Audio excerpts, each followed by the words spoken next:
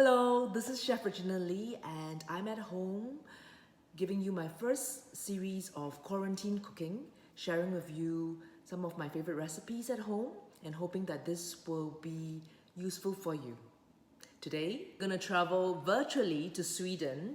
I know everyone misses their Swedish meatballs from IKEA, and let's do this. It's simple. Let's do this at home, and it's actually a really good recipe to make a lot of. Have it in your freezer and take out the number that you need for a quick lunch or dinner for yourself or for your family.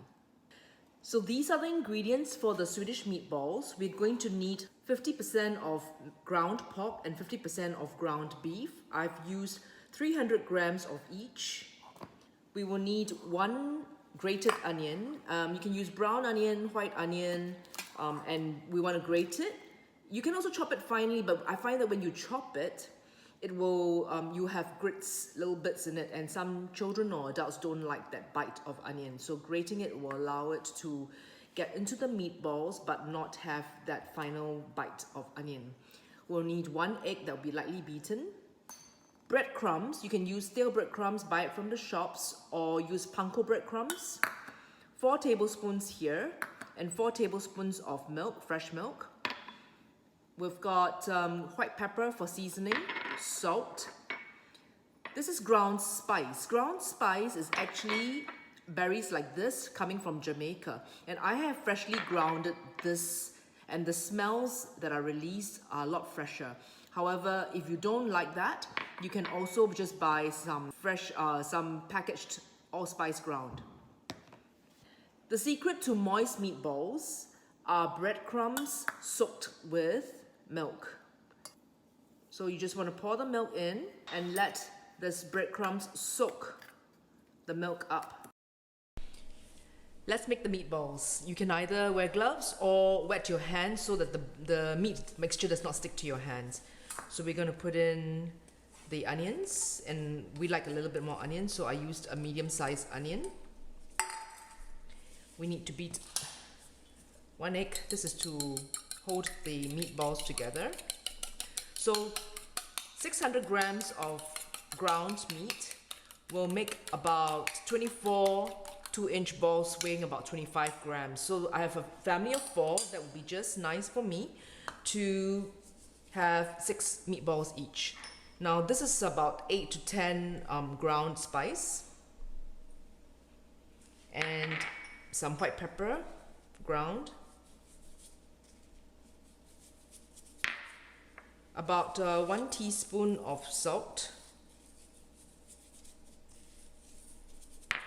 and then the meat.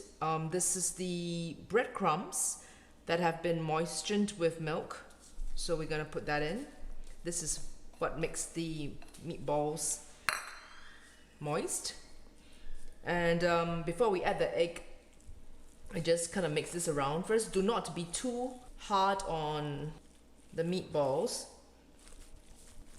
because it will make it very tough. You can also use a spoon, but I like to use my hands because I know I'm going to roll it later as well. Now we can add the egg to bind it. Just 1 large egg. And you can also season it and let the meatball rest, or you can roll it straight away and let it rest.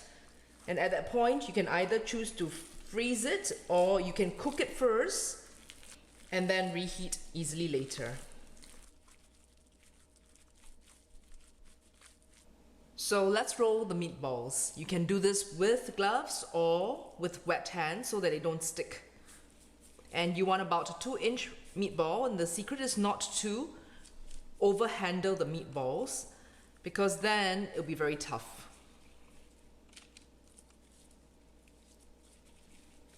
And each of these meatballs will be about 25 grams. Then we'll make close to 24 meatballs with 600 grams of meat. And there you are, 24 rolled meatballs. Great for a family of 4, 6 meatballs each. And this is out of 600 grams of meat. If you're not ready to cook it, you can cling wrap this and put this in the fridge, or we're going to do a pan fry right now.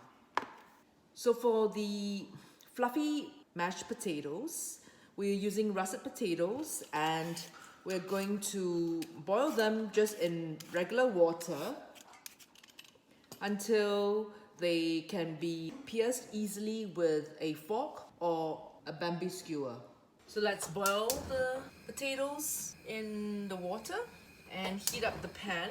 You can use a cast iron pan or a non-stick pan. You'll need a little bit of butter and a little bit of olive oil.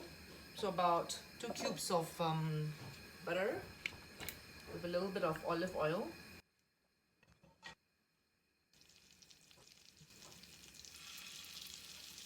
Do not overcrowd the meatballs, otherwise they will not be pan fried. Instead, they'll just turn into steam. You just want to brown the meatballs. You're not cooking it here. You're going to complete the cooking in an oven at 180 degrees Celsius or 350 Fahrenheit.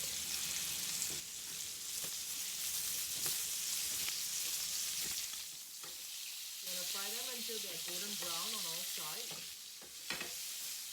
Don't flip them too soon, otherwise they'll break up. Be gentle when you're flipping the balls.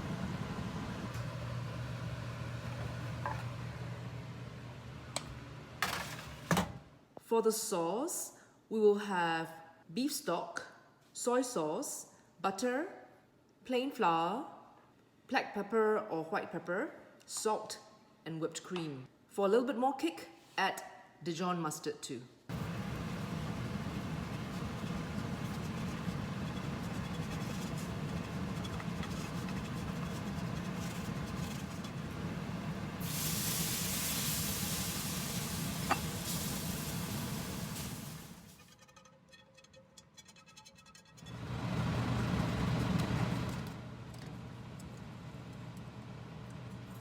So potatoes are cooked. We need butter, about 3 cubes, some black pepper, milk,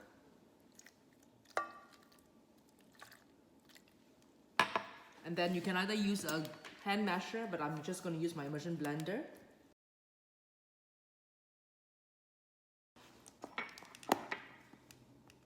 And a touch of salt.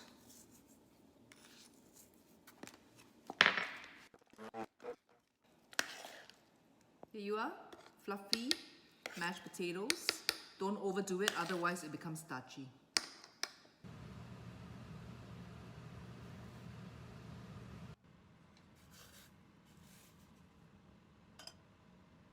So that is my Swedish meatballs with fluffy mashed potatoes. I'm gonna serve that with boiled peas. You can choose whatever greens you want. And of course, with the lingonberry jam from IKEA, or if you don't have that, you can just get any kind of fruit preserves or jam or fruits. I have some of my summer 2019 red currants with the jam, and let's start serving it now. All right, let's do some of the gravy on top, and a little bit of parsley.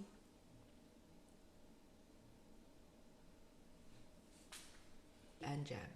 Enjoy!